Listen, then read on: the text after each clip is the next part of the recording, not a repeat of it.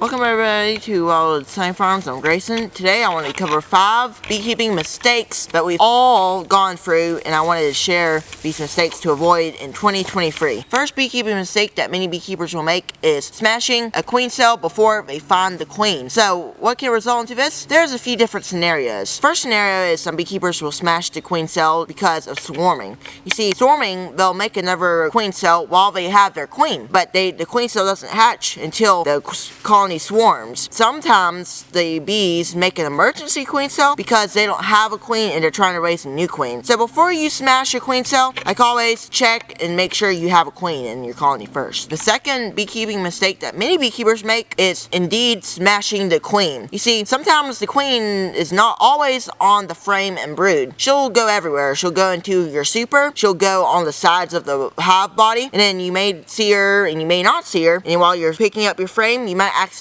smash her, or when you're setting down the frame, she may be going on a rest and then you accidentally smash her. You see, once you kill a queen, they're going to have to raise a new queen, and that's going to take 30 days to make the queen cell in total. So make sure you're real careful in your hive in spring while managing your colony, and make sure you don't smash a queen in the process. The third beekeeping mistake that beekeepers can make, indeed 5-year beekeepers, is splitting too early. You gotta check your forecast ahead of time before you make your splits. You gotta make sure your temperatures are just right, 70 degrees, that your colony won't get too cold and die. You see, you still can have some cold weather in March because, you see, we never know temperatures, we never can read it, and the forecast is not always correct. So make sure you check your forecast and check a few weeks ahead. Make sure that you have nice temperatures so you can split your colony. What can happen if you split your colony too early?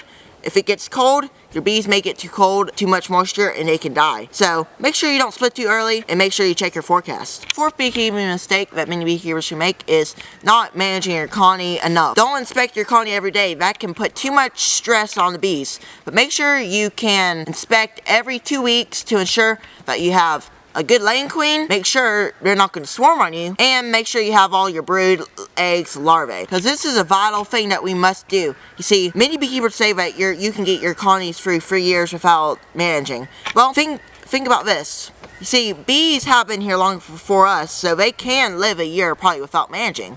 But think about it. We put those bees in the box. We took them out of their habitat.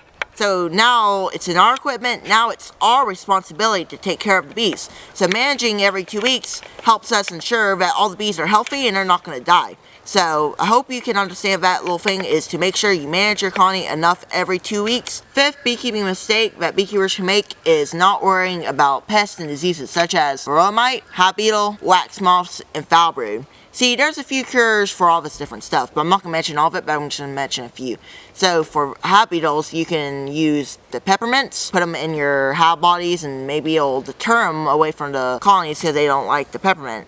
Second is the varroa mite. How can you treat the varroa mite? Well, I know 50% of you are treatment free, so you don't have to treat. If you're treatment free, that's fine. But for treatment beekeepers, you can use Apiguard, Apivar, Formic Pro, and OA Vaporizer. You see, we don't need to, keep these away. We need to keep these pests and diseases in our mind and about them. These can hurt our bees, and we need to take care of our pests and diseases such as varroa mite, hive beetle, foul brood, and wax moths. Well, we're narrowing it down to the end, and we're almost narrowing it down till the end of 2022. So hope you enjoyed the journey in 2022. And also, don't forget, next week, December 12th, we'll be having Ian Stepler on our Monday night live stream.